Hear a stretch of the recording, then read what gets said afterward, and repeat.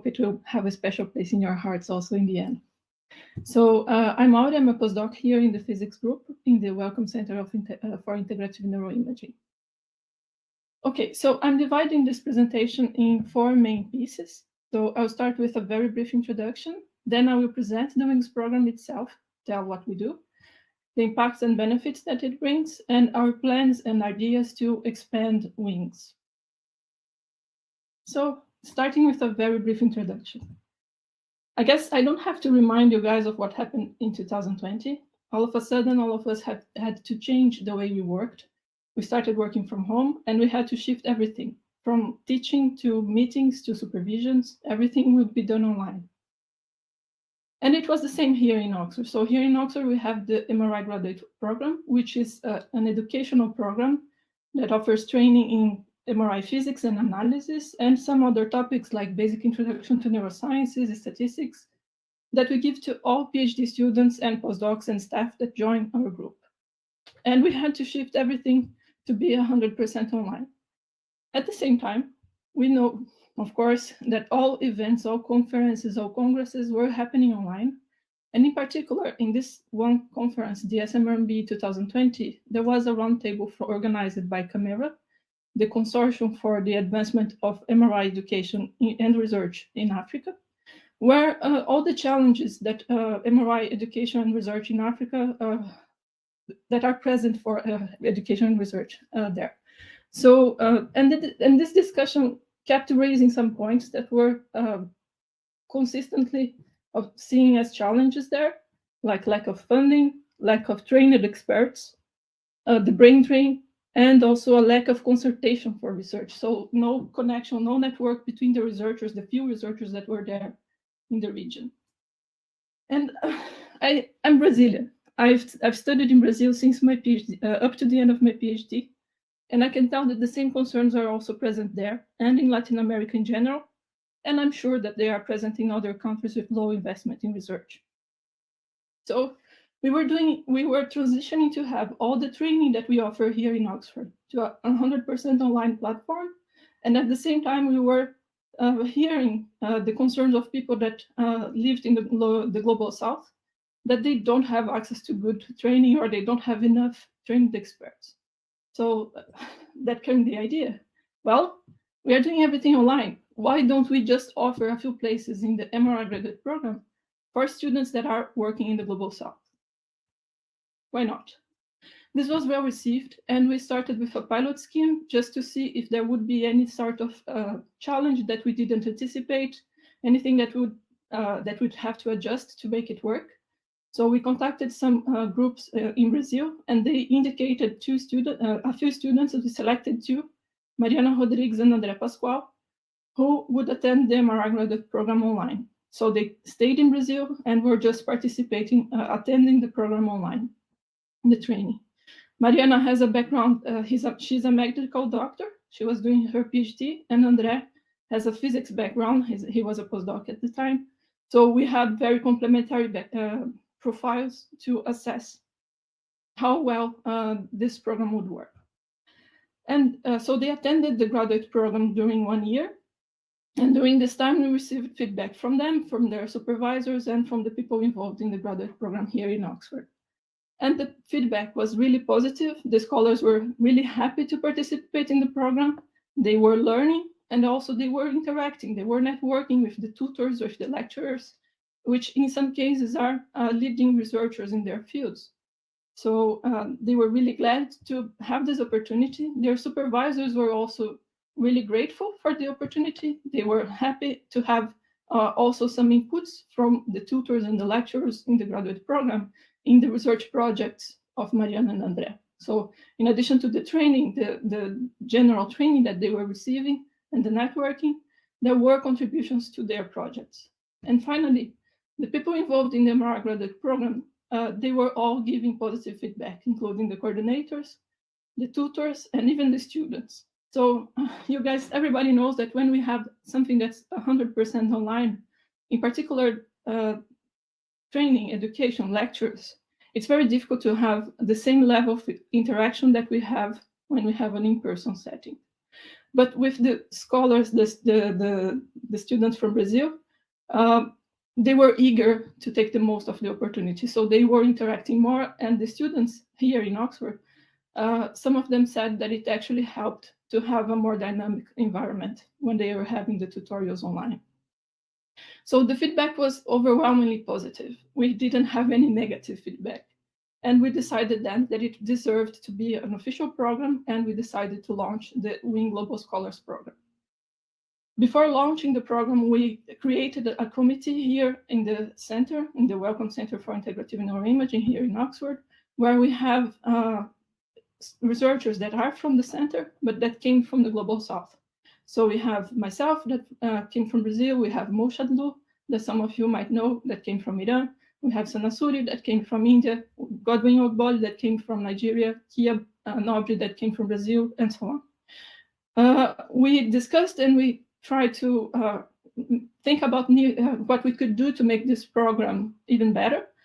We created a questionnaire and sent this questionnaire over to researchers in different countries in the Global South to hear also from their concerns, what were the challenges that they could anticipate, what would be the most relevant parts of a program like that for their groups, and so on. And with all of that, we decided to modify the format of the program a little bit to make it even better. So we created this program with the ambition of creating links between us and the Global South, the researchers in the Global South, by providing enhanced training to the scholars, but maintaining the local focus and the purpose of their research. So we wouldn't be working on new projects, on new research projects. They would continue doing the research, but we would give them training like we give training to the PhD students and postdocs here in Oxford. I said that we wanted to make the program even better, so we kept the fundamental part, that's the MRI graduate program, as the training. So the scholars receive advanced training in MRI physics, analysis, etc. But we added this component, which is the immersion in research at Wing. So the scholars, they are affiliated with the University of Oxford and our center for 1 year.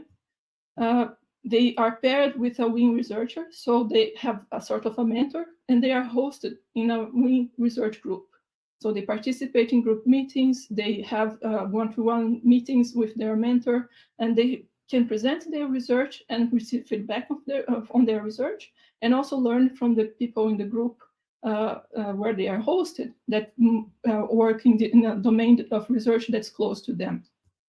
In addition to that, with the affiliation to the University of Oxford, they are able to participate in online or hybrid social and scientific events here at the university, at our center, and so on. And finally, we wanted to offer them some resources for their career development. So like workshops and courses on how to write a paper, how to give a better presentation, and so on. And finally, we have the Wing Symposium by the end of the year. So the program the scholars are affiliated with us for 1 year.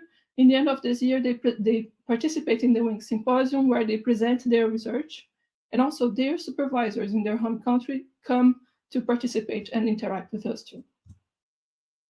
The program is aimed at PhD students and early career researchers already working with MRI research in countries with low investment in research and development. We open a call for application every year, and we selected the candidates based on their research potential. So they have to send a summary of their research project, what they are already conducting in their home countries. We also assess the benefit to the scholar in participating in this program and the benefit to their environment. So will the center where they work benefit from their participation in the WINGS program? And finally, we assess, we use fit to Wing research teams as one of the criteria to select the scholars, because we think basically that we will be able to help to benefit more the scholars in their environments if there is some overlap on the work that we do and what they do, so we can help a little bit more on their research. When I mention countries with limited investment in research and development, what does it mean? So we've had some debates about how to define the eligible countries. Sometimes we would say Global South, but is it really fair? Low and middle income countries, would it be fair? So we we went back and forth and found this solution. We actually defined the countries that are eligible for the WINGS program based on their investment in research and development per capita. So we use this list that's based on OECD data, and we defined kind of a soft threshold where countries with an expenditure in research and development per capita below $250 would be automatically eligible. And when I say soft threshold, is that, okay, it's not a hard cutoff. If any country with a higher investment in research and development, if a candidate from a country like that with higher investment in research and development has a good case, for example, there is a striking difference in the investment in research in different regions of the country, for example, and the candidate is in a region that's underserved, we can also consider case by case if the applicant is eligible or not. And we thought that it's fair, it's more fair to use this as a criterion because, for example, if we take Chile, which has a considerably low investment in research and development per capita, it wouldn't be considered as eligible if we just consider the GDP of the country. Chile is considered a high-income country, but actually it has a low investment in research and development. And we think that allowing people there to have access to this program would really benefit research there. So that's our criteria. And we started the program officially in 2021. And we had initially 4 positions to fill. But we had so many good applications, we had a hard time to choose which ones would be the 4. We lobbied for a 50th position and ended up with 5 scholars. So we have Angel Stepper from Chile, Gustavo Salcia from Brazil, Michael Dada from Nigeria, Gustav Chatterjee and Sakshi Shukla from India. So they joined us in January 2022, and they will be with us for a month or 2 more now. And they already they already attended the graduate program, and they participated in the first WINGS symposium. So in the first WINGS symposium, we had them and also the 2 scholars that participated in the pilot scheme. We had a keynote speaker in the beginning. All scholars presented their research to the whole center. And also we had their supervisors coming to participate in a round table where we discussed how we could create and reinforce links with research in the global south. And then, of course, we had to have a social to bond. Right, and this has been working well. We already have our second cohort of scholars. This time we had 5 positions, but again, it was so hard to choose 5, and we managed to get a 6th position to fill. So we have 6 scholars this time: Maeva Michon from Chile, Camila Souza and Theo Ferreira from Brazil, Ebereshi Wagul from Nigeria, Leila Nurbala from Iran, and Priyanka Gupta from India. They started the program in October, and they will be with us for the next almost 1 year now. So that's WINGS. That's the program. And what are the impacts and benefits that we expected since the beginning? So we can divide this in what's going to impact or benefit the different parts involved. Starting with the scholars, well, they benefit directly from the training that they are receiving, the mentoring opportunities, the networking that they will expand. They can also expand their breadth of experience in research, and their visibility. So they are in the WINGS website. They are also, we sometimes launch some tweets, so they are more visible and linked to the University of Oxford and WING.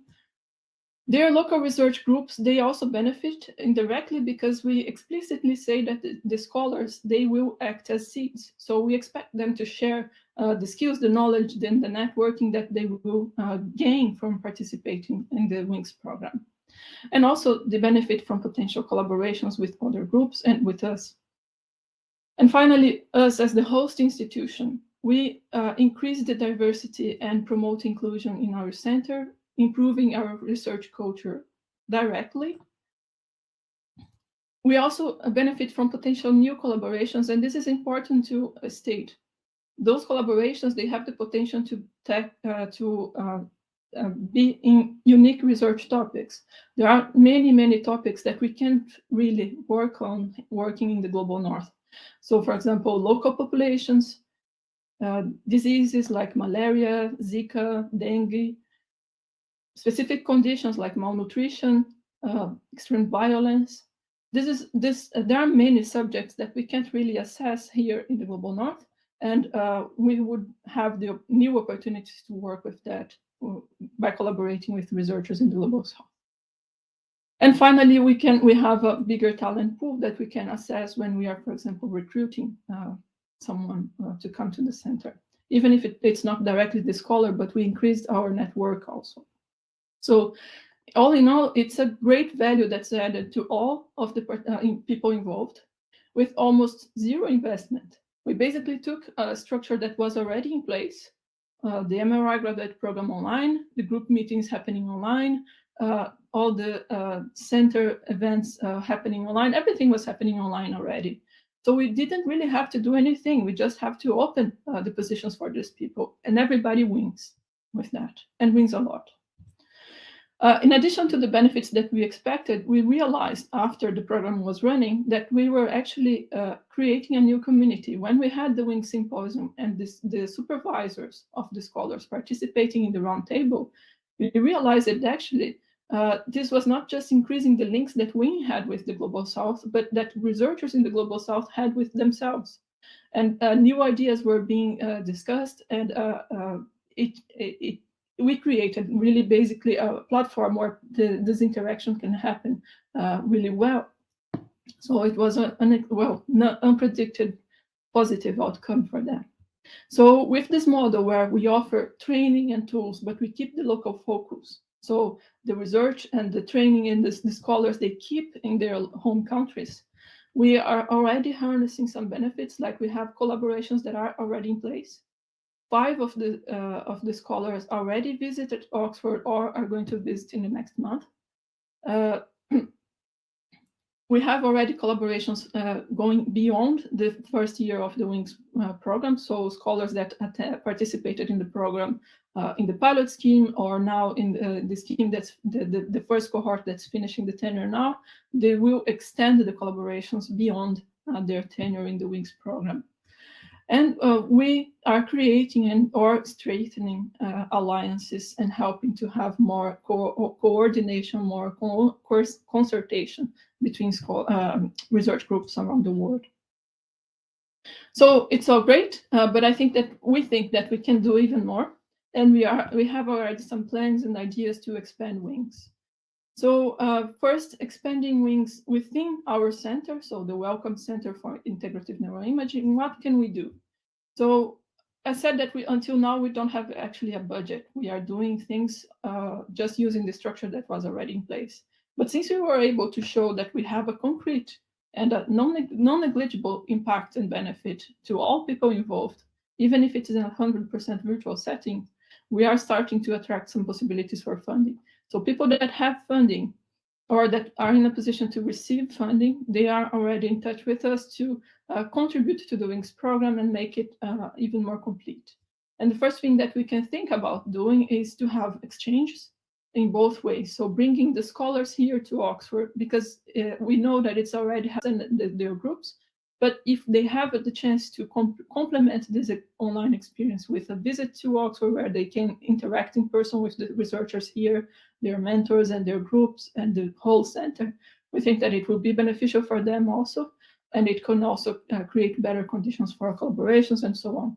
In addition to bringing the scholars here, we plan to send researchers from Oxford to the scholars' home countries to help setting up a protocol, to help defining a processing pipeline, to help troubleshooting an issue that they are having with their scanner, whatever is the problem. But in general, we think that bringing a wing researcher to their laboratory, to their research group, will be the most efficient way to bring to have the benefit really stated there in the group, and keeping with the idea of keeping the focus on the local research in mind. In addition to exchanges, we plan to create a formal community, and this is independent of funding. We will do that anyway, where we keep the scholars, for all scholars, even after they finish, they leave the Wings program, interacting, and also their supervisor. So we are planning to create a community to keep this people interacting for a longer period of time. And also, we think that, there are ways of expanding Wings beyond our center. And this is actually already taking place at the university level. Here in Oxford, the same model will be already applied to other topics of research. So there are other research groups that are planning to implement the same thing of having a completely remote setting where they can offer networking and training to people working in the Global South. So this is WINGS. I hope I could give you an idea of what's that, and that it's basically a serendipity of the pandemics. The basic idea of the program is to offer training with the graduate program, immersion in research at WING, and career development resources for the scholars in the Global South. That it brings benefits to everyone involved, the scholars, the local research groups, and to the host institution, us. And that we already have plans to expand WINGS, both within the center and beyond. And I want to finish this by asking, well, why not expanding this at your institution too? So that's it. Thank you very much for everyone listening, and thanks for all the people involved, in particular, Carla Miller, Kia Nobre, and Heidi Johansen-Berg for all the amazing support that they are giving the scholars themselves and their supervisors that trusted us in this program. Thank you. Thank you so much, Aurea, for a really lovely presentation. It's a beautiful program, and I'm pleased to witness parts of it myself. So plenty of questions in my head, but if folks have got questions, please post them in the Q&A box on Crowdcast, and we'll come to them after the next talk. So thank you again, Aurea. Is there a clap emoji on this? Clap from me. So our next speaker is Dan Goodman at Imperial in London, and Dan is going to be encouraging us to consider to stop reviewing for the for-profit journals. So we're looking forward to this exciting talk. Is Dan available? I'm here, but actually we decided to do Megan next in the chat because it was more politically appropriate. So. Great. I see there's a whole bunch of chat in there that I wasn't paying attention to. Thank you so much. Apologies for that. So thank you, Megan. Please take it ahead. Take it off. Get away. Yes, hi. Thank you so much for having me and for giving me the opportunity to speak about a program that I have been one of many people involved in for the past few years. So today we are going to talk about Neuromatch Academy. I'm going to share my screen.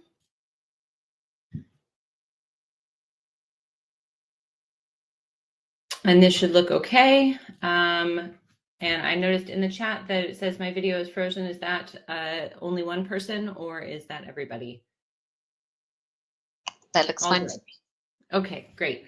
All right. Well, so thank you very much for having me today and for putting together this really lovely session. I think that this is really exciting and a fantastic venue for talking about educational reform and things that we can all do in the 21st century to make our educational spaces better, more inclusive, and more open access. And this also includes the publishing space as well. So changing the way that we do science, both from the education and from the dissemination side. And so I'm going to be talking about Neuromatch Academy, which it's my great pleasure to be able to present this to you today, but I want to highlight that I am one of hundreds of people who have made this happen. And so while I'm talking to you today, this is really a massive, massive group effort. And I hope that by the end of the talk, you will see just how massive this is and how grateful that I am and that we all are for all of the efforts that have gone into this program. So I'll start with a brief one slide overview of what Neuromatch is, and you're going to hear a little bit more about one of these other efforts from Neuromatch from Dan Goodman later in this session. So you'll hear about Neuromatch Open Publishing a little bit later, but today I'm going to be talking about the Academy side. We also have at Neuromatch two other ongoing efforts that we are launching right now. We have an online conference, and then we also have a new data analytics branch as well that we're spinning up. But the mission of the entire organization, so Neuromatch is a 501c3 nonprofit in the United States. is to democratize neuroscience. And when I say neuroscience, put a little asterisk in, because it's really neuroscience plus, so we are expanding into other spaces as well at this point. But the idea here is that the whole organization is determined to foster inclusive interactions for sharing, learning, mentorship, networking, and professional development, now in neuroscience and then moving into other spaces as well. Okay, so sorry about the animations here. So the vision and ethics of Neuromatch is as follows. That we're really interested in matching people across the world, helping you find your community, find your people so that you can do good science together, as opposed to in isolation. And as I'll mention next, because Neuromatch was started and grew essentially during the pandemic, this is more important than ever. We also need to focus on learning instead of showing off, instead of one-way communication that essentially says, look cool, like, look how cool I am, look how amazing I am that I'm doing this science. We need to work on that interactivity and that collective building of knowledge and capacity. And we need to also recognize that the audiences that we would like to be reaching are more than just those lucky few who can engage with traditional educational spaces and elite universities around the world and elite summer schools around the world. There are a lot of people out there who deserve access to high quality education. And we need to collaboratively approach that in order to reach them the best. We also need to be increasingly aware of it. And so this is something that I personally have noticed now that we are done with the pandemic, is that we're all traveling again a whole lot more. At least I certainly am. It feels like everyone's trying to squish in 2.5 years of travel into a few months. But I think that if we stay focused on our climate awareness and we recognize that part of institutional reform in the education space, especially, is that we can be aware of the climate and our impact on it, that will take us far in sustainable models of our scientific and educational institutions. And then a huge part of what Neuromatch does is about radical inclusion. And I say radical on purpose here, because this is really a democratization of the educational space that we're trying to offer across socioeconomic status and financial resources, across position, across family obligations, across all of these other spaces. And a big one that I want to highlight actually is not only the learning differences. I'll show you that we're really focused on closed captioning and on making our materials accessible, but also across location. And so this thing that showed up earlier than it was supposed to is mention of the fact that we as an organization have a license from the United States government to operate inside Iran. I mean, we don't physically go there, but we can officially and legally include people who are located in Iran, including figuring out how to pay them for their efforts in teaching at Neuromatch Academy. And this is a huge accomplishment given the global sanctions on this country in particular. And we're working on expanding that license so that we can reach other sanctioned countries as well. And we feel that this is a really big win, not just for us, but for the folks who are living in Iran who would not typically have access to some of these services. And so with that in mind, Neuromatch should be called Global Match, is a global movement. And so on the map here, I'm showing you a slightly older map here of all of the countries that we have reached. Every color that is slightly purple, or every country that is slightly purple, is a country where we have at least one student or TA among our previous cohorts. And you'll notice that there are some countries that are overrepresented, but largely we have colored most of this map. Here in Africa, we're still missing Greenland, a couple folks in here, and then of course we're also still missing Antarctica. And so the history of how we came to be existing on this global sphere is that after 2020, we actually started a little bit before the pandemic with recognition that online conferences need to happen in order to reduce our climate impact. And then after hosting another conference, kind of during the beginning of the pandemic, we decided that we wanted to move into the education space. And so we incorporated as a nonprofit. We hosted the first round of Neuromatch Academy, which I'll tell you about what that actually is in a second. And then we've hosted several other conferences. We've run the Academy again. And finally, we are now approaching our third round of Neuromatch Academy this coming summer. So, and each of these is a conference, by the way. So these are all online conferences that are actually run here in the Crowdcast space. So today I want to focus on Neuromatch Academy, how it's working to propel neuroscience education forward for the next generation of scientists worldwide. And I want to point out that even though this article is a couple years old at this point, that some of what I'm going to say can also be found in this article that we published several years ago, last year technically, but that we wrote 2 years ago. And you can find a lot more information also on our site as well. So what is Neuromatch Academy? First, it's these intensive courses that we have. We have 2 courses. They each span 3 weeks over the summer. And so they're a summer school style, all day intensive workshop type class. We kind of think of it, or at least I think of it a little bit like a PhD in a box. And so you spend 3 weeks focusing on computational neuroscience, that's the CN course, or deep learning, that's the DL course. And over the past 3 years, so summer 2020, summer 2021, and summer 2022, we have had over 8,000 interactive students participate in these 2 courses, and they come from 120 countries and regions. And these are the students who have participated in the interactive track alone. We also have all the materials freely available online for everybody forever. And so there are a great many more students who have also taken advantage of those materials on an independent basis. We support this huge student body with a team of over 500 volunteers. And these volunteers include faculty, professionals, and trainees from all around the world.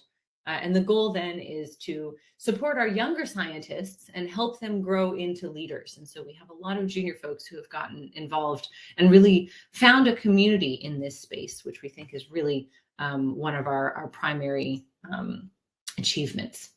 And then structurally, we lead these 2 courses, and there are more on the way, in innovative formats. And so these include both pre-recorded videos by the top experts in the world on various topics that I'll show you on the next slide. And they're interleaved, importantly though, they're not just video lectures, they're interleaved with these hands-on coding exercises. And so we all need to learn how to code a little bit. It's kind of the way the world is moving. And so this code that we provide here, it's live online. Anybody can go play with it. Anyone can break it and fix it. You can actually even use it in your own research if you want. Everything is licensed such that you can fork it and extend it however much you want. Use it in your own classrooms and so on. And this content is delivered to small groups of students, which we call pods. They're about 10 to 12 students, and then 1 trained teaching assistant. And they're all matched together algorithmically so that they all meet on Zoom at a time when everyone can be awake, at a time when everyone, or in a group of students who all have similar language preferences and many other things that I will talk about in a second. So the materials for the 2 existing courses right now are highly curated to not just teach the most foundational and up-to-date content in these 2 fields, again, with more on the way. But the idea is that we want to do so in these structured curricula that are supported by these really strong and purposeful links, conceptual links across the days and topics.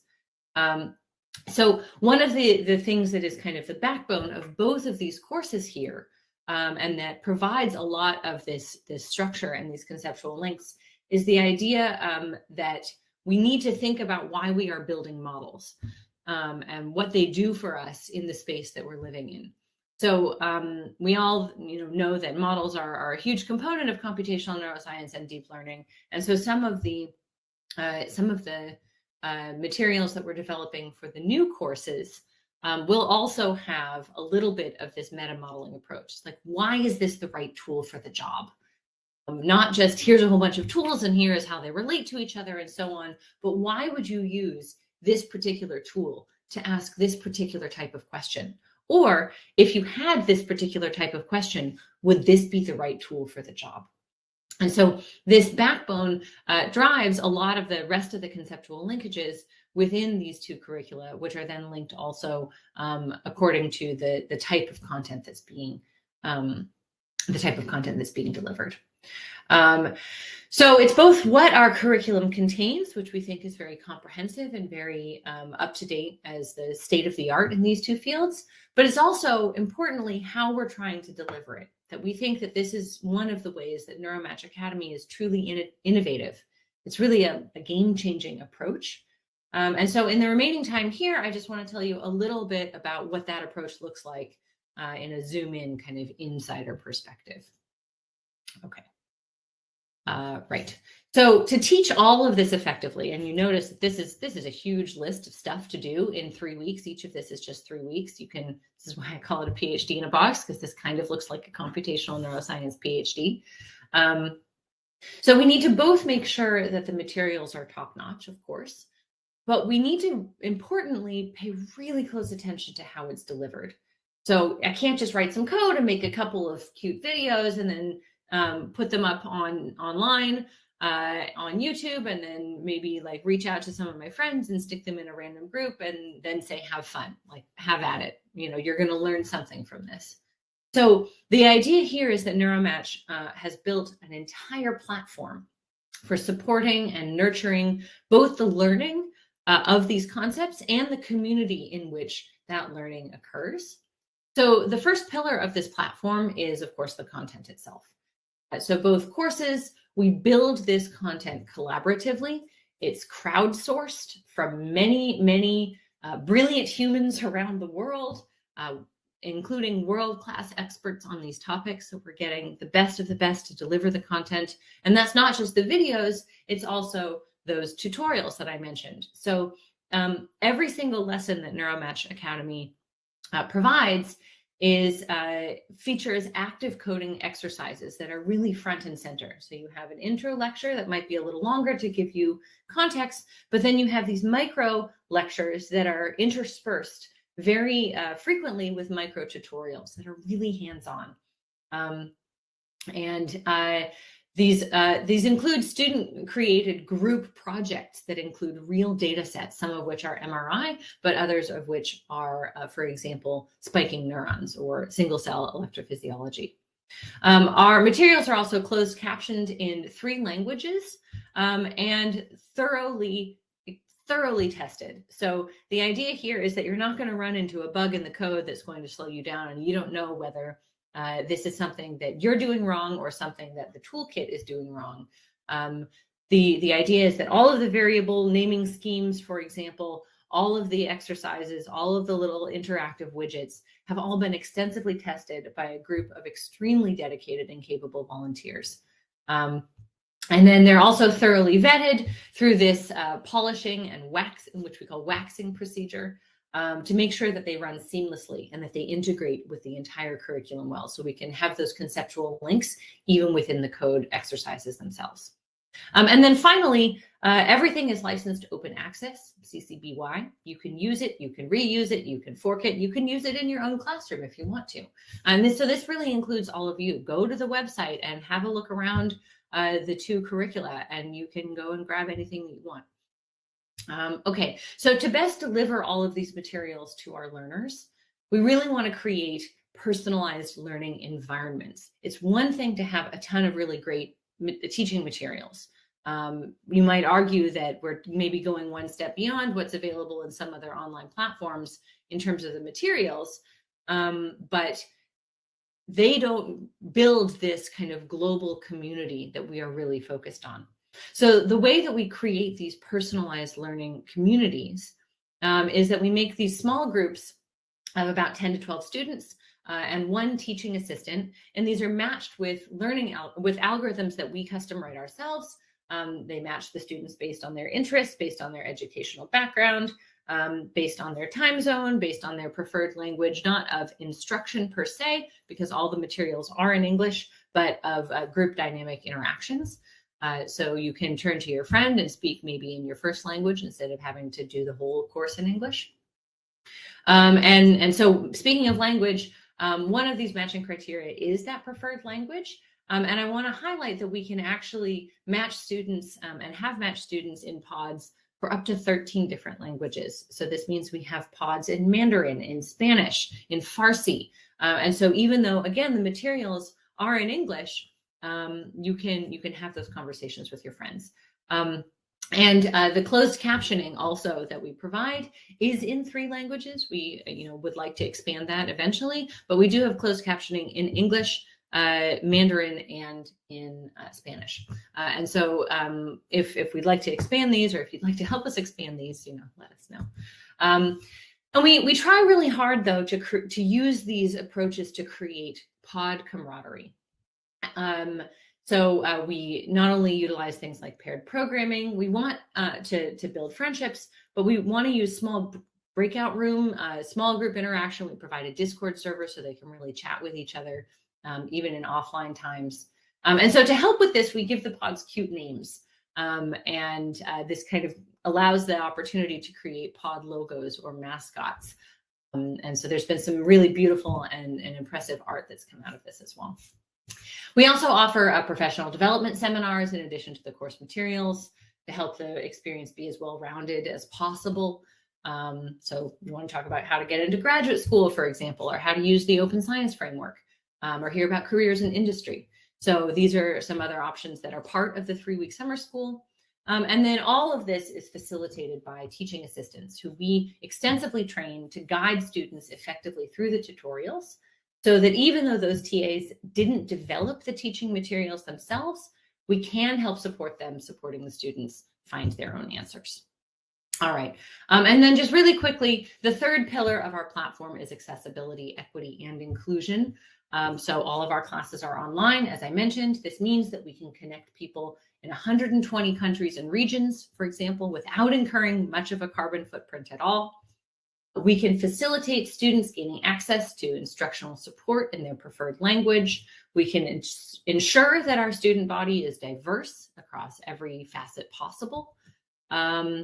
We can include equal access or facilitate equal access to technology stacks across region and geopolitical divides. So some services like Google don't work in some countries like China. And so we find alternatives for those. And then, as I mentioned, we've even worked with the Office of Foreign Assets Control here in the United States to provide these services in typically sanctioned regions, including Iran. And so we're really proud of breaking down even that barrier.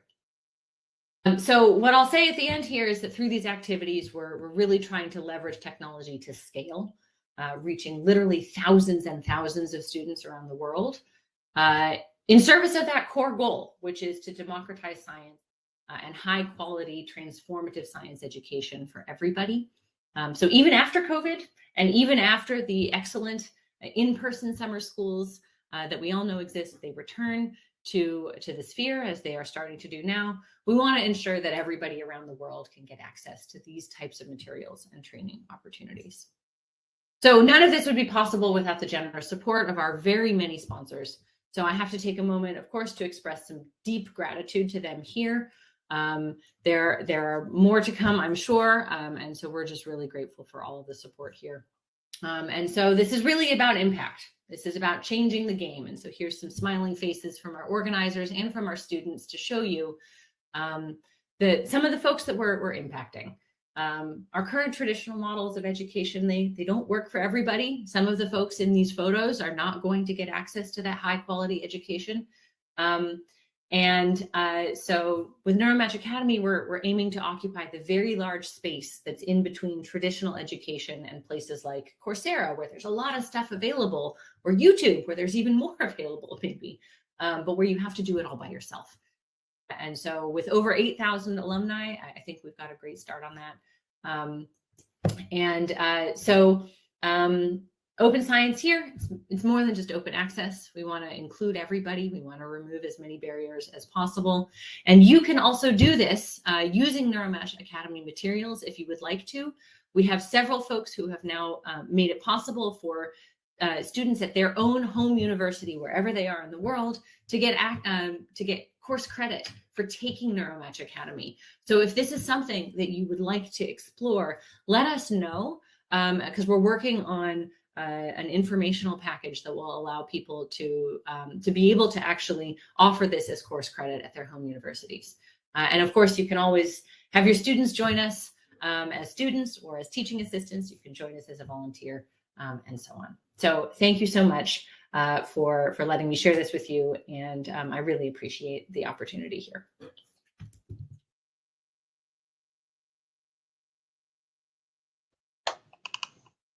Thank you, Megan, so much for that really exciting introduction to Neuromatch. I'm sure there's at least a handful of people on this call that have participated in Neuromatch over the years. So it's wonderful to see such a complete picture. So we're going to move to Q&A now with Megan and Aurea.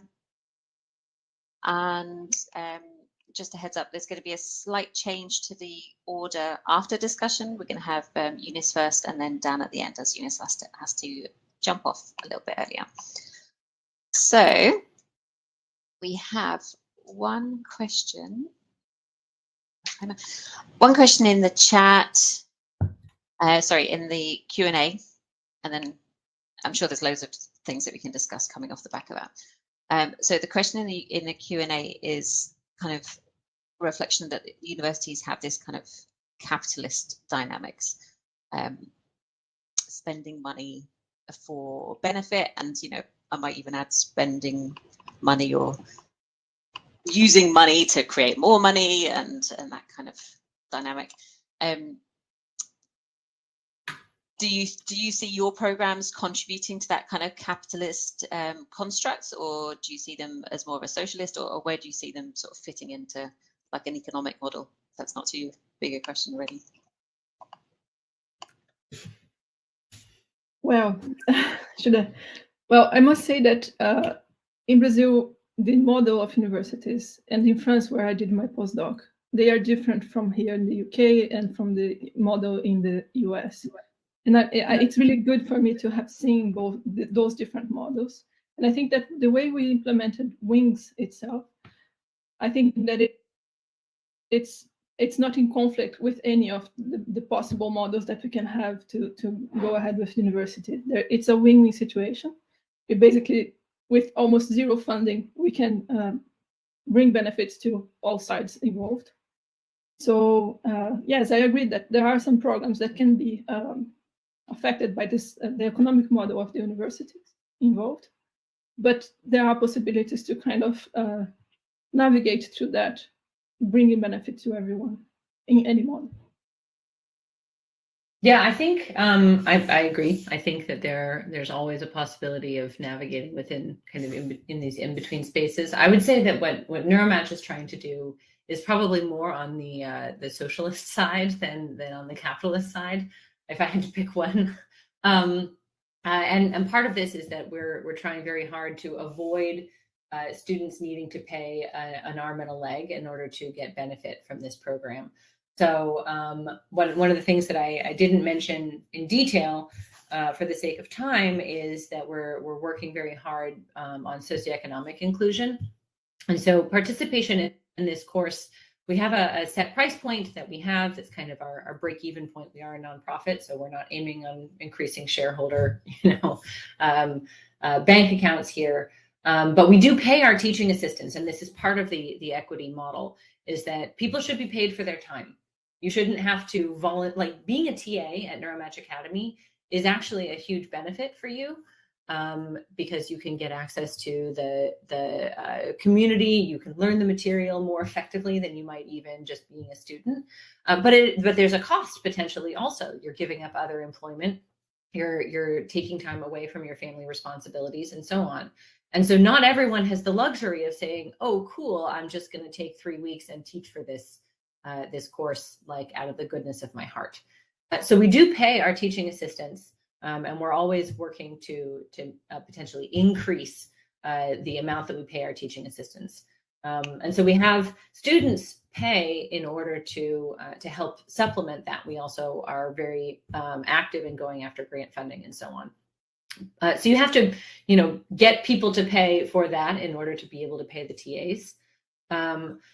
But that being said, we can work within this system to make it as equitable as possible, so that we don't have everybody equally paying to support the system, regardless of their capacity to do so. So we have a sliding scale based on cost of living in whatever country you indicated on your application. And if that is uncomfortable for you, so you don't want to spend money to get benefit here, then you can click a box and say, I can't pay this, or I don't want to pay this, and then you get it for free. So we kind of rely on the honor system there, that people who can pay will, and programs that can pay and find value in this, they will, and that will help support the program development going forward, support our capacity to have people who can write grants, who will allow us to go after more money there. But the majority of our budget really goes right back out the door to our teaching assistants. And so that's how we're spending money to get benefit here, is that we're supporting the people who are doing the work.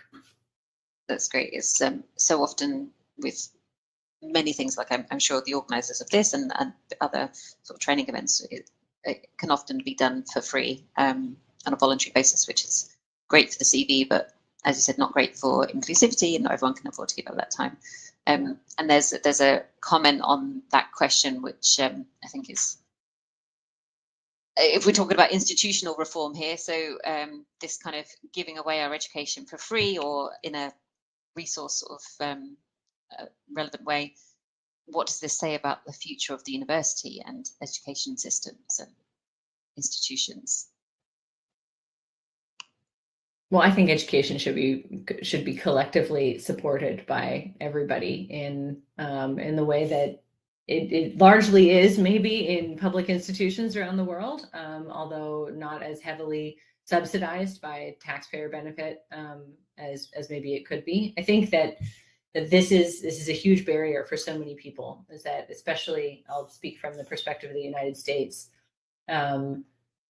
it's insane how much debt we are saddling people with in order just to get the piece of paper that allows them to get a real job. And that's absurd. It's absolutely absurd, and it's not sustainable. And so I think that, yes, we should have either heavily subsidized or free education. There are costs associated with organizing it and running it that are, how do you ensure that people actually did the work? And that there are costs that should be associated with it. If you can do the entire thing from your, home office or couch or bedroom, but you do it all by yourself, that's going to be a worse experience for you. It's going to actually, maybe you get the education, but you don't get the rest of the benefit, which is the socialization part of education. So I think that there will always be some costs associated with education. I think that having it be completely automated, delivered by a robot or a YouTube type system, is not going to be a viable solution, because people won't do it. We know that already. It's not fun to do it by yourself.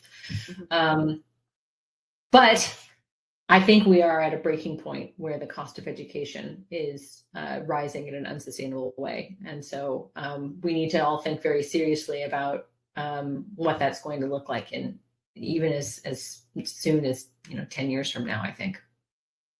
Thank you. There's another question in the Q&A. I'm desperate to get my own question in as well. But so, and this is incredibly important as well. So in the Q&A, someone's saying that they work at university in India, and how can they encourage or motivate their colleagues to participate in Wings on Neuromatch? Well, to start with Wings, which I think is an easy one. So as I said, Wings is basically using a platform that was already in place. So we didn't have to create content. We don't have to have extra tutors. We don't have to have anything more. just have.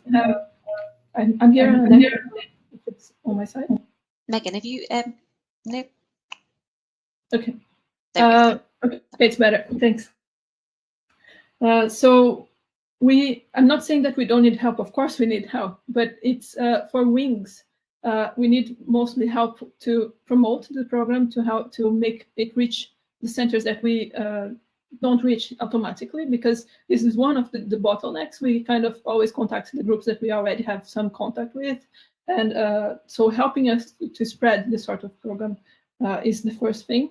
And the other thing is that we are more than happy if we have other universities copying this model, to just open places, just open a few places for people in other countries to participate in group meetings, to relate, to be integrated in their group for 1 year or for some time. And it will create opportunities for them. And of course, it will create opportunities also for the host institution, because it always opens networking, it opens possibilities, etc. So for Wings, I think it's an easy way. I know we're just about out of time, but I will very quickly follow up on that and say, wholly agree. Please, just as you are encouraged to copy Wings, please copy Neuromatch. This model, you know, we've worked through a lot of, not all of the kinks, but we think that we've got something that's working fairly well.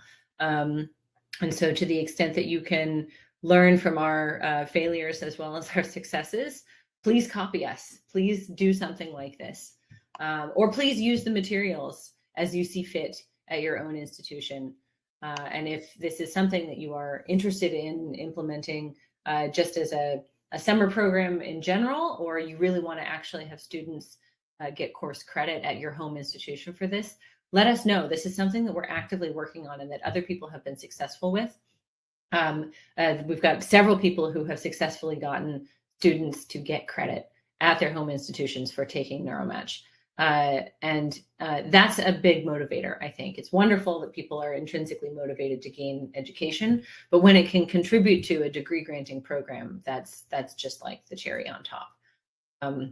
So if you want to talk about that and what would be necessary at your own institution, please let us know, because the more of these that we see, the better we can respond. And the better that we can work with people and say, well, here's the branching possibility tree of how you want to navigate this at your home institution. And then the final thing I'll say is, if you are trying to encourage students to get involved with Neuromatch Academy more generally, just participate in the summer school, have them look through the course materials and make a selection about which course they might want to take. And then also have a look at the pre-course refresher materials for those courses, so that they can feel that they're prepared. For example, if you're coming in with having never written an if statement or a for loop in Python, you're not going to have a great time. But if you start now and you did that years ago and you want to refresh your understanding of matrix algebra or of very basic Python programming, you can do that right now and then be prepared for the next summer. Can I complement one thing that I should have said before? Any ideas also are always helpful. And also we are planning to have a community of people, of the supervisors and the scholars involved. And maybe we could open this to any people interested, even if they were not, the candidates were not selected to attend the Wings because we have limited places. Everyone can benefit from having a broader community. So yes, if people want to help, come and discuss with us. I'm sure there will be ideas that we didn't think about. Thanks so much. Great. So in the interest of time, I'll move us on, but just wanted to flag the thoughts that I'm having around this in terms of institutional reform. Is we're seeing global communities. So we talk a lot in these spaces about silos, we're all working in silos, but let's appreciate we're working in like national silos and also kind of resource-based silos, and what the work that you're both trying to do is kind of break down those silos. And also all of this we started because of the pandemic business, and what sort of opportunities that's brought to how we do education and research. I think is incredibly valuable, and often people are in some places they're rushing to go back to the old model. Okay, like you're saying, Megan, like let's just go back to our conference system. Like, no, we need to continue to develop ways for people to meet and have value from meeting and networking online. And I'm so pleased that you're both kind of continuing to push on those directions. You know, let's definitely not return to how things used to be. So thank you so much, both Aurea and Megan. And if we happen to have loads of time left over at the end, I'm sure people would be pleased to hear more from you then if you're able to stay on. Great, thank you. So we will now move on to Eunice's talk, and she will be speaking to us about the open, I should know, Open Research Funders Group. Thank you. And then we'll have questions for Eunice directly after her talk as well. So please go ahead and put your questions in the Q&A box. We'll come to them at the end. Thank you so much, Eunice. I'll hand over to you.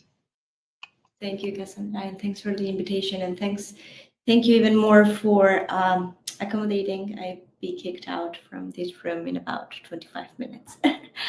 I'll share so I am Eunice Mercado. I work for, I'll work for the Open Research Funders Group, and I'll briefly share with you what the Open Research Funders Group is and what's the project that I'm working on. But first, please let me know if you can see my screen. Yes, we can see that. Thank you. Yeah, that's great. Thank you. Perfect. So great. So can you see my slides? Sorry, I'm not really familiar with it. Thank you. We can see your first slide there. Thank you. Perfect. So thanks for the invitation. Thanks for the opportunity to be here. So my name is Eunice Mercado. I work for the Open Research Funders Group to develop the Open and Equitable Model Funding Program. But before I start, I would like to do a quick land acknowledgement. This morning, I am presenting this, this intervention from Washington, D.C. And the United States capital is surrounded by just over a dozen tribal nations that thrive along the Anacostia and Potomac River watersheds, the Chesapeake Bay Area, and the states of Maryland, Virginia, and Delaware. Washington, D.C. sits on the ancestral lands of the Nakotak or Anacostans, and neighbors the ancestral lands of the Piscataway and Pamunkey peoples. The District of Columbia shares borders with Maryland and Virginia and connects with lands along the Anacostia and Potomac River. These river systems and current national parks are where the Piscataway and Pamunkey and the Nintengo, Ninkochtek, Matponik, Chika, Kahomini, Mononka, and the Powhatan cultures thrive. According to the National Park Service, the region was rich in natural resources and supported the local native people. 45 years after the arrival of Europeans, only a quarter of the original occupants remained. You can visit the websites below that I'll put in the chat to learn more about the tribes that thrived in Washington, D.C. and the neighboring states that have recognized tribal nations. With no further ado, the Open Research Funders Group is a group of philanthropic organizations that are committed to open sharing of research outputs. We believe, like the Open Research Funders Group members and the team working for it, we believe that open science is the way in which not only scientific endeavors can advance more efficiently and faster and in an equitable manner, but also in which the return of the investments of these philanthropic organizations can be increased. All the members following this belief, they recognize the benefits of open science and open research in science and society, and this is why they joined us. And we believe that by working as a group and recognizing that collectively we can make a change in research practices in the different disciplines in which the members fund. As you may see, there's a very diverse disciplinary spectrum under which our members' work, going from the humanities to life sciences, social sciences, and the physical sciences as well. Just to briefly share with you what we do here, we work under the model of the community of practice, which means that we get together and discuss the best practices and the effective strategies we have implemented. And the idea is to learn to share resources from the challenges each member is facing at his own organization, with the goal to develop better and oversight open research policies.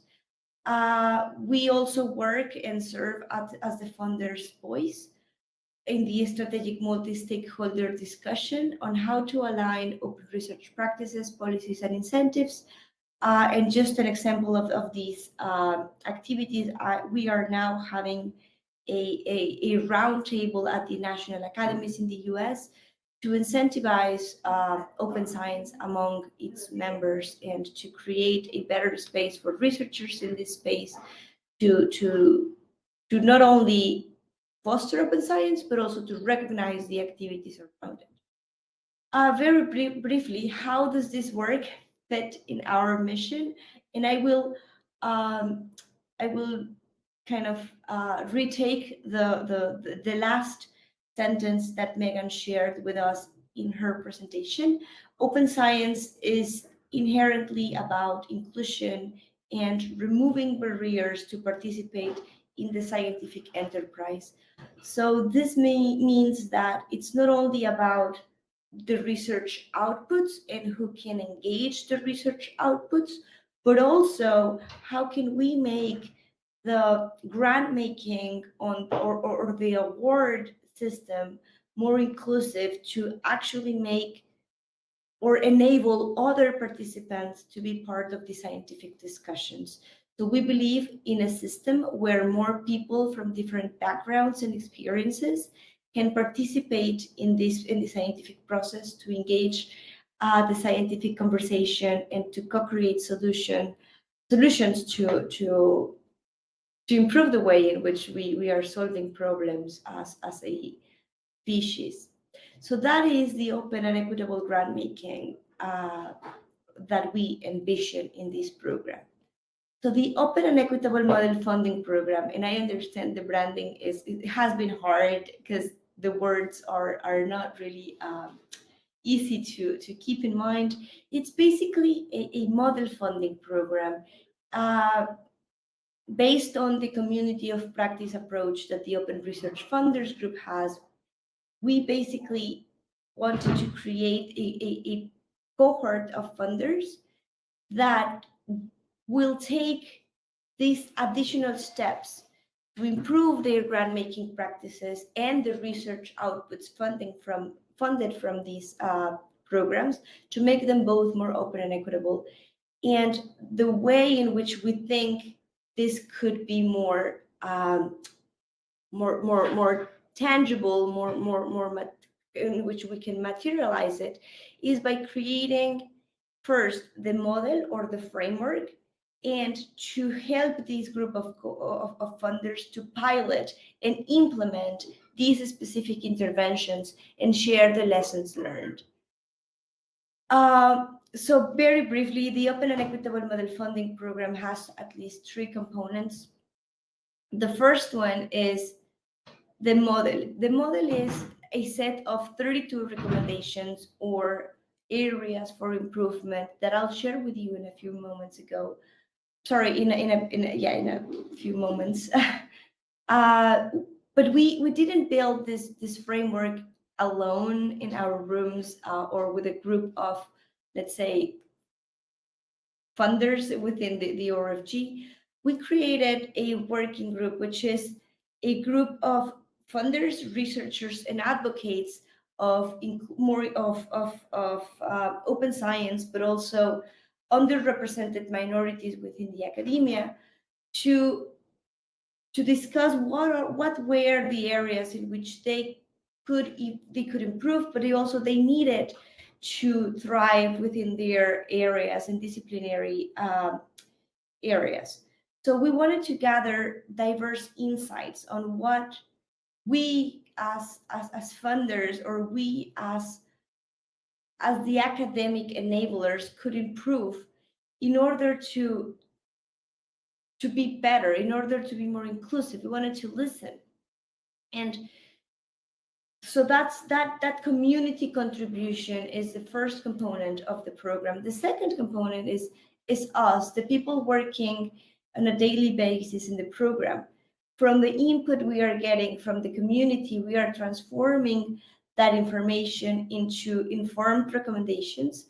We basically tailor those recommendations and make them actionable for the research funders based on their operational models.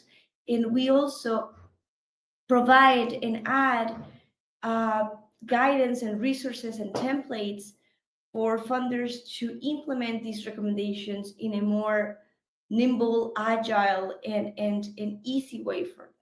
And the third component is the funders cohort.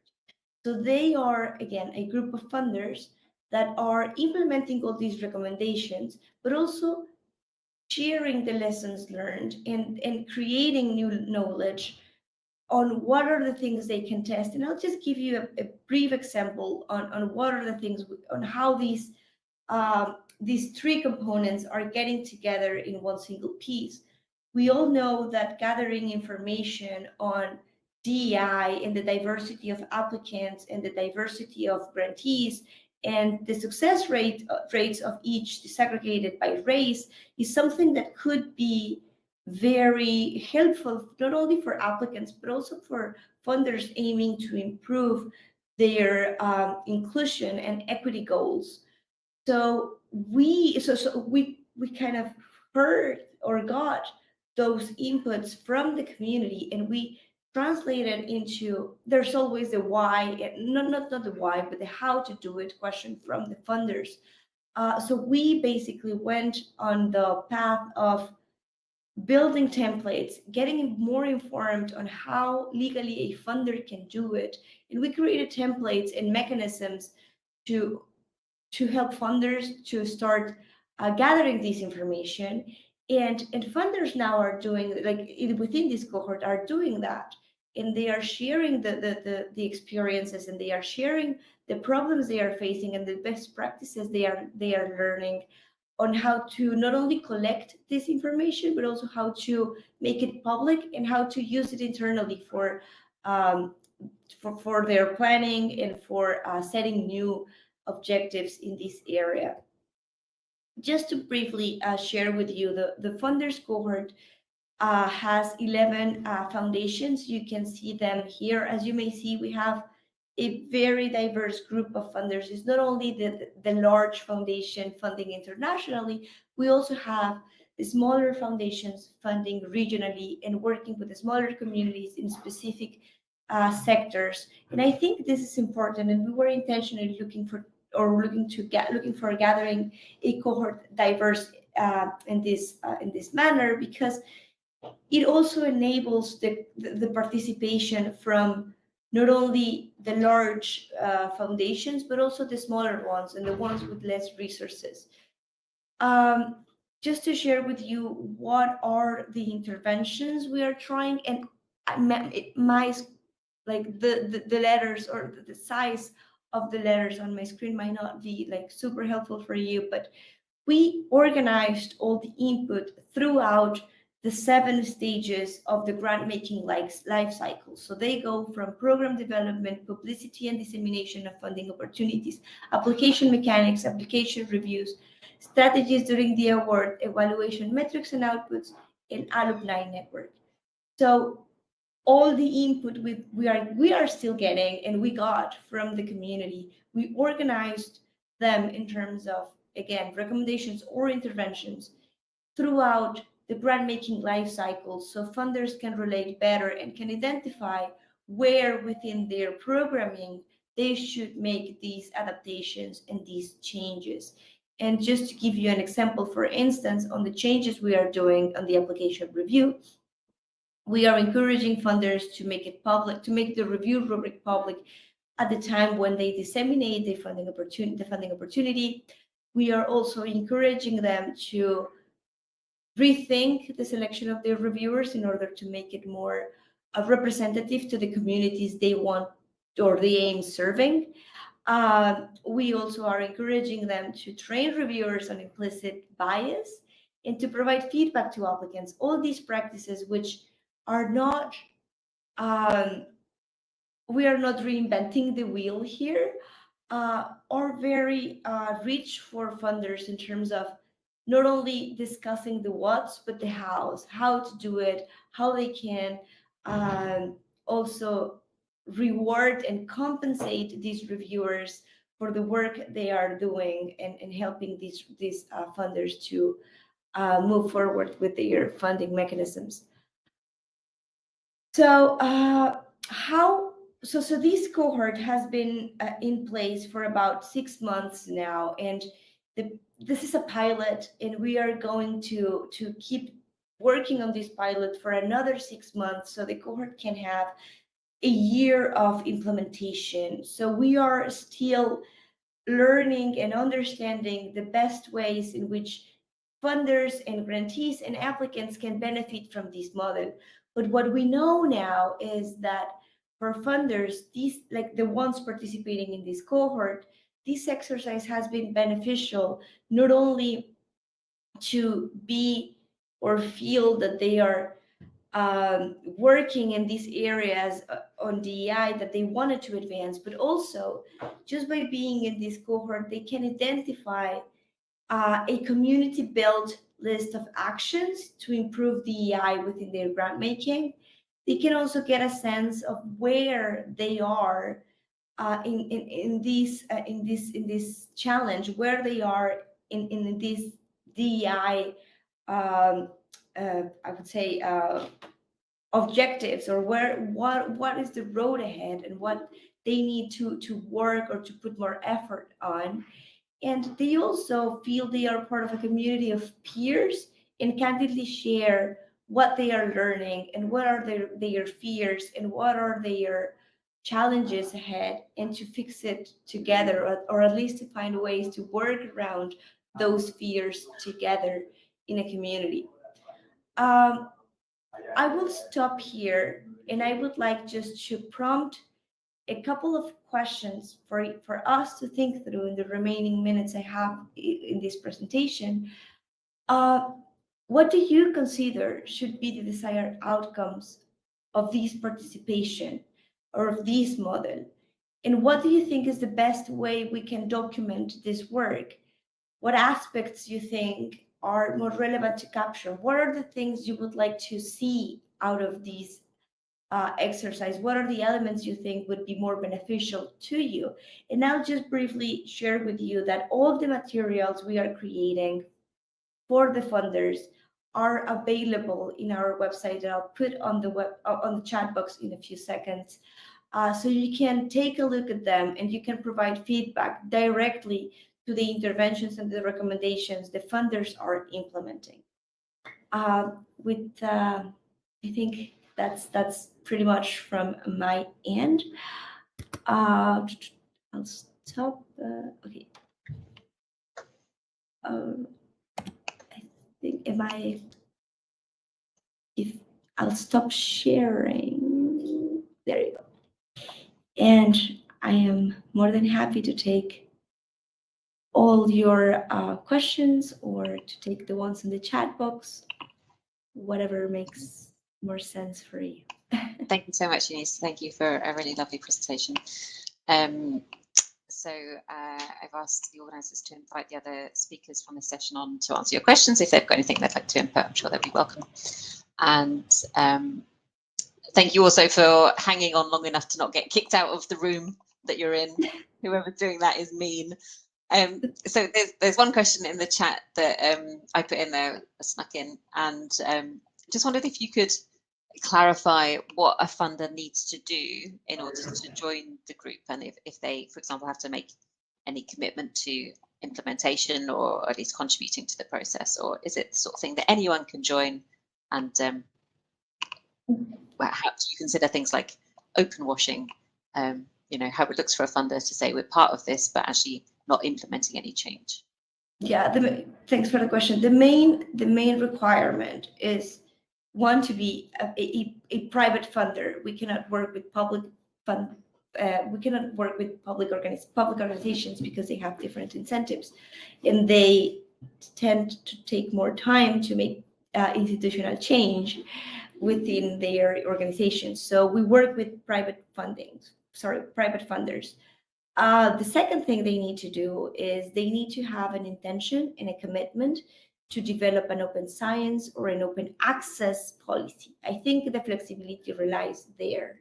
They can start with open access policies depending on the research outputs they are mostly funding, but eventually they should evolve to open science.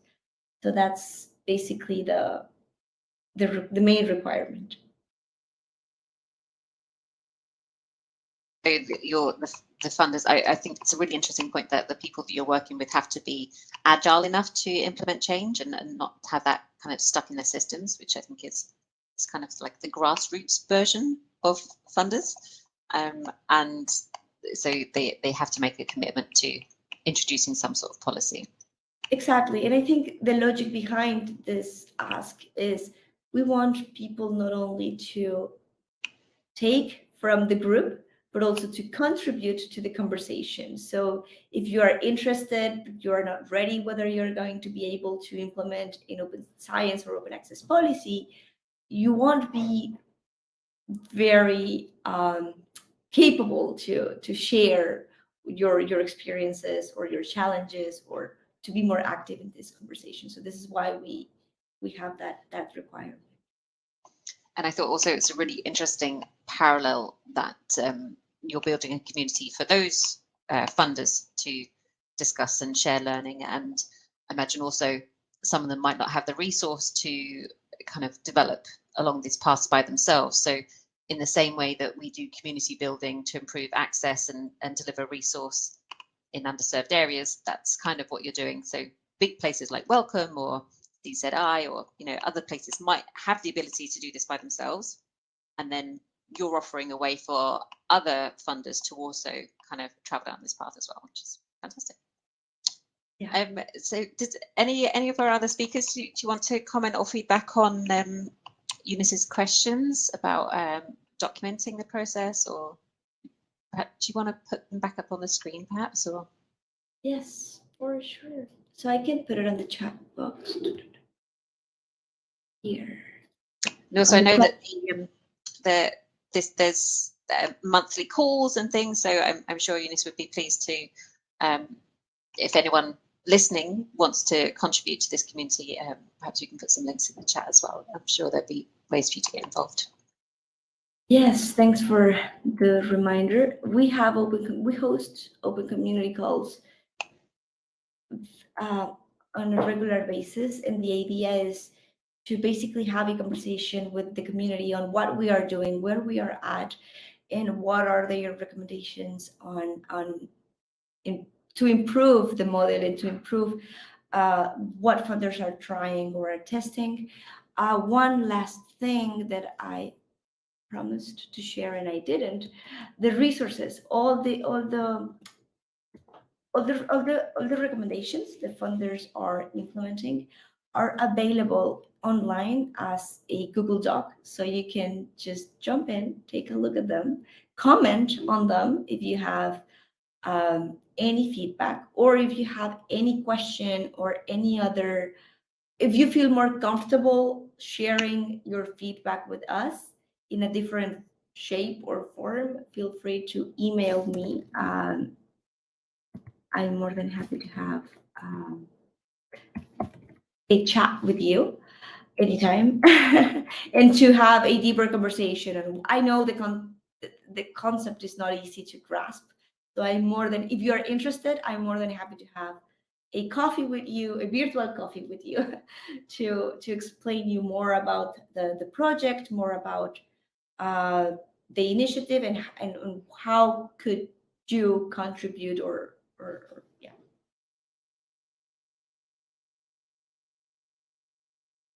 So perhaps I'll come to Aurea.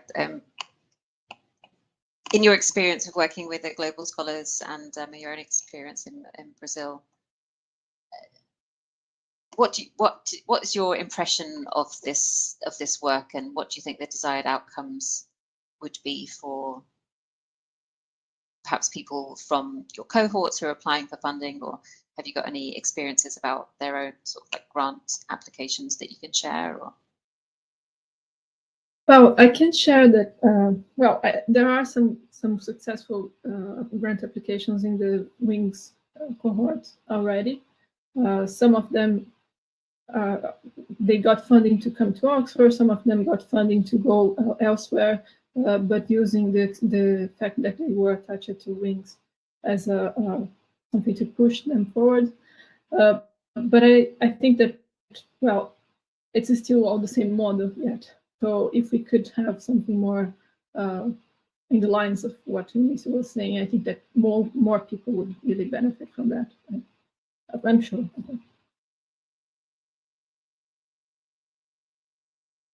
Unfortunately, I'll be kicked out in about a minute from this office. But thank you, Cass, for the invitation. Thank you for the opportunity. Dan, I hate I'm gonna miss your talk. I'll be joined on my phone. Thank you so much.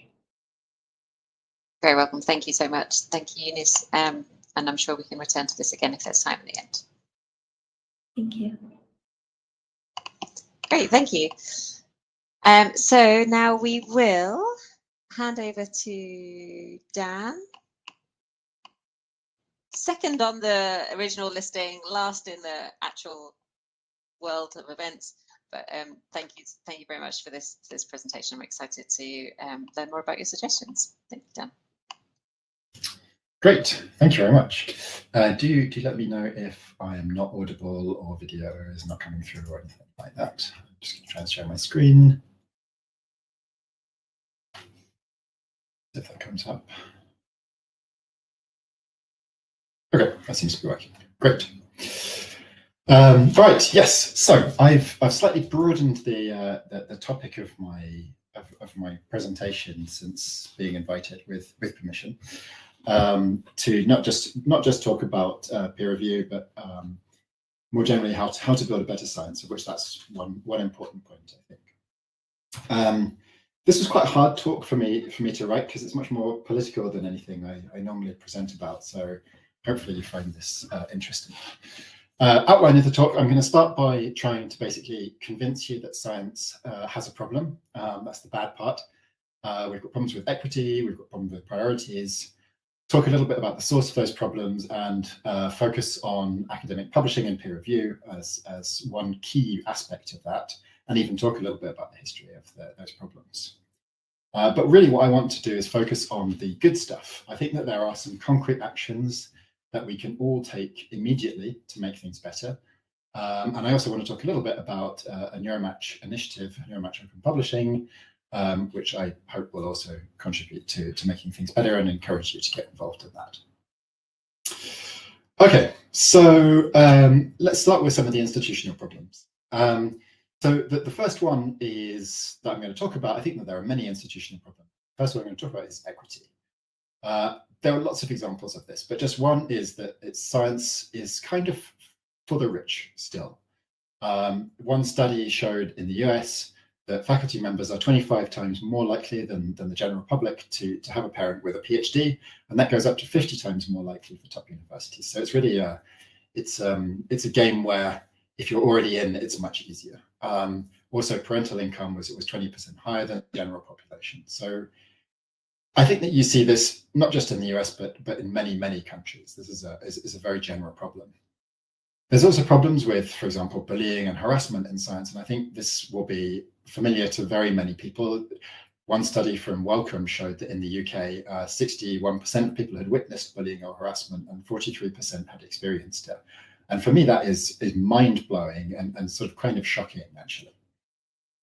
But it's not just about equity problems. I think there's also institutional problems cause issues with scientific priorities, one aspect of which is short-termism. So An example of this is that in the UK, we have this research excellence framework, I think it's called anyway, this research assessment exercise that's been carried out every 5 years or so. And this cool study basically showed how many citations papers get based on where in that cycle they're submitted. So basically, if they're submitted just after one of these deadlines, they get many more citations than if they're submitted just before one of these deadlines, suggesting that the urge to do short-term work is leading to papers with fewer citations, presumably less good work. But I think we can see that. I think we probably all acknowledge that there's this trend towards doing work with short-term effects, not long-term effects. And there's also a bias towards doing very straightforward research. One example of this being the Australia Research Council study on that found that the funding success rate was much lower for interdisciplinary work in almost all fields. And again, anyone like myself who does interdisciplinary work will probably recognize that. Okay, there's many more problems in this. I just wanted to give a little sample of some of those things. So where do these problems come from? Well, in my opinion, and it is just my opinion, it's about resource allocation. We have extreme competition for very scarce resources, that being jobs and funding. And we evaluate this research typically based on rather crude metrics. And that creates the conditions for these problems to flourish. So we talk about science being for the rich. Well, it's obviously much easier to succeed as a wealthy student than as a poor student who has to take a second job and has to worry about all sorts of things. So obviously they get a better start, a better graduate position, and everything becomes, because of positive feedback processes, everything becomes easier for them. Putting pressure on people to publish a lot and well obviously leads to bullying. Any high pressure environment tends to create bullying. That's a universal phenomenon, and it's, I would say, very strong and common in science. And if you have metrics that reflect short-term success, then people will choose to work on topics that give short-term success. Okay, I do want to focus particularly on the role of academic publishing and peer review in all of this, because although it's not the only issue, it is kind of central. So when we are regularly evaluating scientists' contributions, because we want to have access to jobs and funding and things like that, if we want to do that well, that's a really time-consuming, difficult process, and we have to do it quite often. So we just don't have time to do that. So in practice, we go via proxies. We use the publication record, and we often use these publisher-provided metrics to assess that. As a consequence, decisions made by editors and peer reviewers have a huge career consequence for people. Now, those decisions are not being made to give career consequences. Those decisions are being made based on what the interest of the journal is in the science and all sorts of unrelated issues, but they do have these huge career consequences. And so that's a slightly strange system. And the really strange thing about this is that there's, as far as I know, basically no evidence base for setting up this as a way of determining who gets to have a successful or unsuccessful career. There's no reason to do it this way. It just has sort of emerged, but there are many known problems with it. Just a few of them. This is, again, not an exhaustive list, is that it's quite biased. There was a recent study where they submitted a paper to two different sets of reviewers. In one case, the paper had the author listed as a Nobel Prize winner, and they got a 60% accept rate for that paper. In another case, it was a student, and they got a 10% accept rate. So you see these huge biases in these processes. Unsurprisingly, they're also very inconsistent. Neuromatch ran this consistency experiment where they got every paper to be, or a subset of papers to be reviewed by two different sets of reviewers and see what decisions came out of that. And the decisions were quite inconsistent, broadly speaking. And it also doesn't find errors very well. So Elizabeth Bick is on this crusade to find image manipulation in papers, and across thousands of papers, she's found evidence of that in around 4%, which I think is quite astonishing if you think that this is just one type of error that peer review and processes like that should be picking up, and it's present in 4% of papers. I think that's pretty astonishing. How did we end up like this? Well, part of it is political decisions. We have underfunding of science. We have a sort of ideological commitment to competition that's long-standing. But also it's about business decisions made by publishers who are for-profit businesses. And this started around the 1950s. Robert Maxwell started buying up and creating academic journals for profit. And if you don't know about the history of this, I would really recommend this article. It's quite a long article, but it's entertainingly and easily readable. It was a conscious strategy to do this. They bought up journals, they created many new journals, and it was basically to make a lot of money. And that really worked.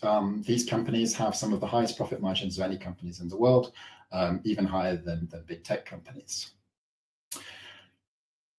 The proliferation of journals and consequently the proliferation of papers is something that doesn't serve science well. In fact, most scientists think there is too many papers, I suspect, but it does serve the profit of these companies very well.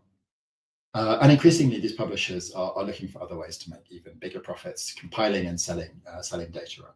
And there's some sort of quite scary stuff coming out about that in the last few years. All right, so I think that communicating work is a vital part of science. For me, it's part of what we should consider as critical infrastructure. And that critical infrastructure is being controlled by a third party whose interests are not only not aligned with science, but in many cases are actually quite antagonistic to the values and principles of science. So I think it's time that we took that control of that infrastructure back. It ought to be controlled by scientists and for science. And this would have a lot of great effects. So we could reduce the incredible waste of time and money. In terms of money, we spend tens of billions of dollars a year on these, giving money to these for-profit companies. They're typically charging thousands of dollars in APCs or equivalently in subscriptions per paper, whereas sort of diamond open access journals often find that their actual costs are around $10 to $50 mark per paper. So we're giving huge amounts of money to these companies that we don't need to be doing. Another example, it's not just about money, it's also about time. We often find ourselves having to waste enormous amounts of time reformatting papers as we submit and resubmit to different journals. One study found that we're spending around 24 million hours per year just on reformatting manuscripts. And that's being done typically by scientists, by postdocs and PhD students. And if you think about the average pay of those scientists, that comes out around $1 billion a year of wasted researcher time. If we took back control, we can make that research freely available to everyone. There's no reason to limit who should have access to all of this information. Everything ought to be free to everyone, and that's how our system should work. If we took back control, we could counter some of the systematic biases that I talked about. Those companies don't have any interest in doing so, but we as a community can and should. We can do things like ensure that research is reliable and reproducible. Again, the companies don't have interest in this. Indeed, if you look at the most prestigious journals, papers in those journals turn out to be the least reliable. That their results turn out to be the least sort of reproducible when you do try and reproduce them. They most often have errors and so on. And also just let us publish in the most appropriate way. So I do a lot of software work, and it doesn't really make sense to write a traditional paper about a software project that you've written. But I have to anyway, because that's the way we get credit for our work as scientists, and that's the way the publication system works. We should be innovating and experimenting in this. And if we had control of our own infrastructure, we could do that. All right, so how do we do all of these good things? So let's now move on, hopefully, to the positive part of this talk. I think the first action that we can all take is some element of stopping supporting these for-profit journals. So here's a list of things that you can do, and I think that every person will feel comfortable with doing some, but not all of these things. Some of these things have the potential to hurt your own career prospects, and you probably shouldn't do those. Tenured faculty are much safer; they should be doing more. Precarious PhD students and postdocs probably should be doing less to keep themselves safe. Okay, so I think the first one, it feels like an absolute gimme in some way, is don't create new journals with profit-driven publishers. If a publisher comes to you saying, "Do you want to create this journal?" say no. Don't do that. Instead, if you want to create a new journal, which is a good idea in many cases, create a free open access alternative instead. That's the Diamond open access model. It's easy to do now. There's plenty of hosted systems. It's just not a difficult thing to do, and there's no reason really now to be going with these big publishers anymore to do. You could also take the decision not to be an editor for one of these profit-driven journals. If you are one already, consider resigning. Consider trying to persuade the rest of the editorial board to flip that journal to a Diamond open access alternative. That has been done now a few times, and it is magnificent when it happens. It's great. You could take it a bit further, as I have, and decide not to review for profit-driven journals. Just choose not to donate your time and labor to enhance their profits. You can take it a step further again than not reviewing, and you can prefer to submit to non-profit journals whenever it's equally good to do so. And I think actually this comes up as an option more often than people realize. Yes, if you want to try and submit your work to like Nature or whatever, there's not really an open access equivalent of something like that. But many times we're not submitting to such high-profile journals, and there are much better alternatives than the for-profit journals, sort of one rung down the ladder, as it were, in terms of prestige. If you really want to go gung-ho, you could never submit your work to profit-driven journals. And that last one is really hard. I absolutely recognize that. In fact, it's sufficiently hard and has sufficient career consequences that even though I am a sort of tenured-ish faculty, tenure doesn't really exist in the UK, so I'm not really tenured, but I don't even feel secure enough to do that. But some people might, particularly maybe late career academics might feel that is an option for them. Another concrete set of actions we can take is to try and build the alternatives. So one easy thing that we should definitely all be doing is just always pre-printing our work. And choosing not to publish in journals that restrict this. Most journals don't stop you from pre-printing your work, increasingly so as there are more and more funder mandates and national mandates on pre-printing. So there are relatively few journals now that stop you from pre-printing. So we should just always pre-print. We should work with Diamond open access journals when possible. That means submitting our work there, editing for them, reviewing for them, and engage with the alternatives. So just as a couple of examples, of which there are many, many examples, like eLife has this new experiment. I think eLife is a great journal that we should be engaging in. There's things like Peer Community and Review Commons, different experiments in how to do peer review, and many other examples. If you're in a position where you can do so, push for institutional reforms. That could be in your university, in your department. That could be a funder that you work with or that you review for or that you're on the committees for. Or if you have the ability to have input into policy decisions at a national level, try and make that happen. It really is going to require all of us pushing in all of these directions to make progress here. And one thing that I think many of us can do is give credit for work that is published in alternative venues when we are evaluating grants and applications. So don't scan through someone's CV counting how many Nature papers they've got, and instead try and take a different approach. And it is more work, but you may get a more diverse and interesting set of candidates by doing so. Okay, the last thing I want to talk about is the initiative I mentioned at the beginning from Neuromatch, which is Neuromatch Open Publishing. Here is our website if you want to read more about this, and you can also sign up there. I'll just briefly outline this, and you can read more on the website if you're interested. But basically, what we want to do is we want to build an alternative publishing system based on a few key principles. The first being that it should be commonly owned. In particular, we want to start this off with a coalition of research libraries, but extend that in the future.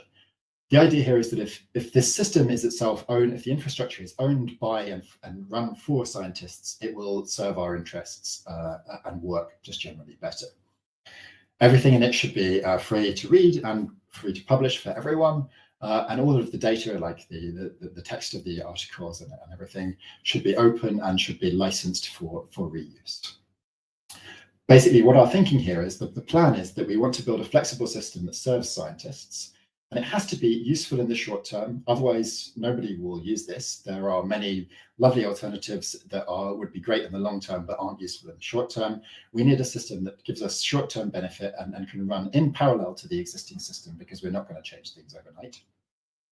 And then once we've built interest in this system, we'll hopefully push for policy reforms later when it's a proven system. I think, for example, many funders will find it difficult to commit to a fully open sort of Diamond Access OA type model without seeing that is a realistic alternative for science. Specifically, what we're going to do is we're going to start by building a sort of enhanced preprint server, because that is something that has been proven that people do want, but we're going to build in all sorts of things to make that a nicer experience. So we'll have tools for making these papers more interactive, for example, automatically pulling in related content and different ways to read and view papers, tools for writing, for example, integrated reference management sort of solutions, things like that, basically things to make the process of writing easier, and tools for publishing. For example, we'll have a tool for automatically reformatting your paper for different journals requirements, so that you don't have to do some of that horrible time-wasting effort yourself. We'll also build in a sort of optional post-publication peer review system, and that's sort of building for the future. And the idea is that we want this to be infrastructure that different communities with different approaches and different interests can build on themselves. So because everything is open, we'll have sort of API access to the core data. We can support experiments and innovation in publishing. So basically, we see this as a sort of, like I say, as infrastructure, and that people will build things on top of this infrastructure. That's how we hope that this can work. Yeah, so do sign up for updates or to volunteer, and you'll be hopefully hearing more about this in the year to come. All right, that's the end of my talk. The short version is science is in a bad state unless you're one of the lucky few, and we kind of let this happen, and we're still letting it happen. And this is a choice. We keep making these choices, but we can also fix it, and we have to fix it because nobody else is going to fix it for us. We all have to be involved in it. You can start by just choosing not to donate your time to these, I would say, quite exploitative, profit-driven publishers, and instead support free and democratic alternatives. And thank you very much for listening.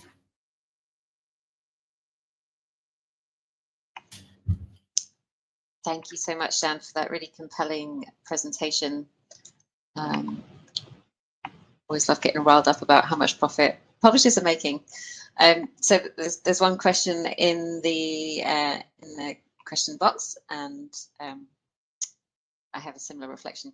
So one criticism to the stance of I will not review for profit publishers is that you're riding on the free labour of other people who are reviewing for those. So you might be submitting to that journal and someone else is reviewing, but you're saying you won't participate in that. Do you have like a response to that, or how do you counter those arguments? Yeah, I do. So I would encourage other people also not to review. I would say don't just not review the papers of people who are doing this, but don't review any papers for these journals. And that's how we're going to make a change. That's the whole point, in fact. There's no way to make a change at no point is it perfectly convenient. Like we're going to have to do something that's a bit inconvenient, unfortunately, if we want to make a change. Which sort of makes me think about things like non-violent direct action. You know, someone is always going to be inconvenienced if you want to introduce some sort of change. But I wondered, can you think of like a softer way of voicing our discontent with these publishers? So most of my reviewing is for Neuromatch and Elsevier. You know, the papers that come in, I feel like I'm very well positioned, and they're all about open science. I'm positioned to comment on them, and I'm grateful for the opportunity to provide my feedback. So what would happen if someone else would review it, but is there something I can say, for example, to Elsevier? You know, could we all be doing the equivalent of saying in a statement, while we agree to review for you, we recognize that blah, blah, blah, blah, blah, and we are entirely dissatisfied? Do you think that would have any impact, or hard line? I don't think so. I mean, they don't really care what you think. They just want your money and your free labor. So I don't think that, I mean, it's exactly like direct action. They will respond as and when it hurts their bottom line. But in a way, I don't want them to respond, because if they respond and they manage to address some of the issues, then we're going to still be stuck with them. And ultimately, I don't want them to exist. I'm not saying that we shouldn't have journals, although I'm not sure that we need to have journals, but that's a separate point. But we should flip them. We should make our own journals that we run ourselves. We can do everything that they do without them, and it will be better if we do.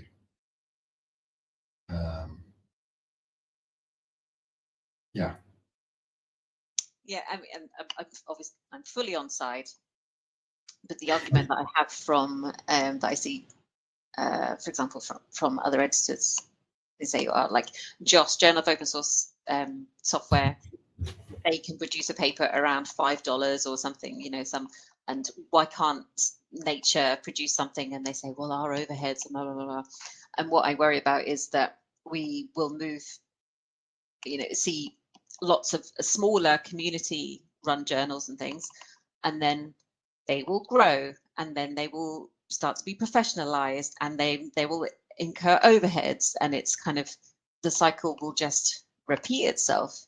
So at some point, you know, where's the radical disruption going to happen? What are we going to do to say, no, we're not going to communicate in this way at all? Or, you know, what are the alternative models? You say you'd be happy for Yeah, I mean, well, so what we want to do with the Neuromatch Open Publishing is that the way that this should be run and funded is by research institutions. So we're initially thinking of research libraries because they're a natural place to do it, and they seem to be full of people who love open access. And it should be paid for by those. And there is indeed, as you start to scale up, the costs definitely do rise. But they are already paying the costs. They're paying the costs to these companies who are skimming a large amount off and turning it into profit, as well as high salaries for the executives. So if we do it ourselves, we can. There will certainly be costs, but they'll be a lot lower, and we can do it in a way that matches our interests better. But I think it's going to be a huge effort. I don't think this is something that's going to happen overnight. This is something that takes years and years of building together. I'm sure the librarians would be very grateful for the opportunity to take the money that they're putting into the journals and keep that in-house and produce their own communication and dissemination things. Librarians are radical at heart. Yeah, we've been talking with librarians, and they're great, and they really want to do it. They're very constrained by budgets. So there's a specific question in the chat about Neuromatch OP. And can it integrate with Publons or other existing tools for reviewing credits to help highlight those that commit to not reviewing for open journals? Yeah, why not? Absolutely. Yeah, I don't see any reason why not. I have a feeling that Publons is owned by the publishers. Publons is owned by Clarivate as one of these big data analytics companies. So in a way, I don't particularly want to work with them in particular, but if we could create an alternative system that wasn't based on collecting and selling data on us, then yeah, absolutely. And obviously, any more questions that come into the Q&A is very well. I'd love to send them on. But I wanted to kind of just highlight a really crucial point that you made, that these metrics that are impacting our careers were devised by the publishers and they're provided by them. And we're now talking about data as well that they're collating and selling and using.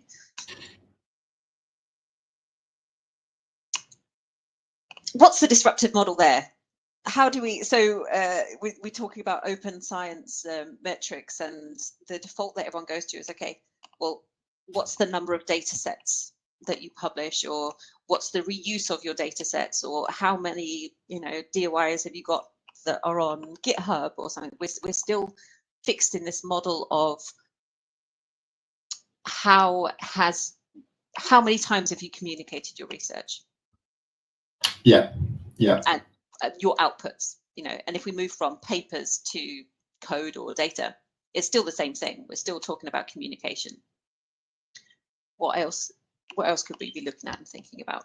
Yeah, I mean, I think that's a really good question, and it's a sort of internal debate that we keep coming back to all the time as part of this effort at Neuromatch. Is what would a good future look like? I think it must be something that we experiment with over time. I think it's difficult to give a prescription now. And these things play out weirdly over time. So actually the H-index, it wasn't invented by publishers, it was invented by librarians as a tool to help choose which journals they wanted to spend their money on. And I think at the time that they created it, it was probably a very effective tool to do that. But as soon as it becomes the tool that is used in that way, people start optimizing to maximize it, and then the game changes. So this is something that happens very, very frequently with metrics. It's got one of those someone's law names, but I've forgotten the name. Goodhart's law. Goodhart, that's right. Yeah, exactly. As soon as a metric becomes a target, people start like optimizing for the metric rather than the thing you actually want to improve. I think ideally we would have a future without metrics. We would have maybe tools that allowed us to ask questions. So in a of like people's publication history and not just publication history, but contribution history, I guess. And say, you know, like, well, you say in your application that you did this, and then can I look at your all of your outputs and see, does that back up your assertion that you did this, and can I compare that with someone else? And that may not be a single number, that may be a process which you interrogate and go back and forth with the data and with the questions in comparisons with other candidates and things like that. And I think if we have a very open system in which all of that data is open, in which it's easy to sort of programmatically ask those questions of data, then maybe that provides an alternative sort of metric-free future. But that's definitely a subject for debate, because that may or may not be feasible. And there's a move in some funders as well to look at things like narrative CVs, so more sort of qualitative and with evidence as well, but qualitative assessments. But the fear is that introduces a whole load of more work for people, because many people don't know how to handle qualitative data like that. And then there's this whole qualitative, quantitative kind of bias and things. So I like the idea of being ready to continue to experiment with things, and understanding that whatever we arrive on next, or whatever things point to next, that's not going to be the final point. We need to continue to innovate, because people will always game the system, and they'll always try and benefit themselves in one way or another. Mm. Great. So really provocative talk to end on, and thank you again to all of our speakers. I'm not sure yet if I'm ready to say I will not review for Elsevier again, but I'm definitely going to think about it more, and hopefully other people on the call as well will be similarly motivated. Aurea, did you want to say anything? Did anyone want to add some final words? We're at time, but I'm sure no one's going to be too sad if we have a final wrap up. So then I'll just thank all of our speakers again, and thank you to Eunice, who wasn't able to stay with us. And thank you again to the organisers. I think it's so important to talk about these broader issues when we're talking about the kind of the practicalities of doing open science. And if anyone wants to get in touch with me, I'm very happy to direct people to various communities where these conversations are taking place, and then also equally to the speakers themselves. So thanks again, everybody. Thank you for your participation, and do have a look at the programme, and we'll join you again in the next session. Thank you. Bye-bye. Thank you so much, Cass. Thanks. Thanks. Bye.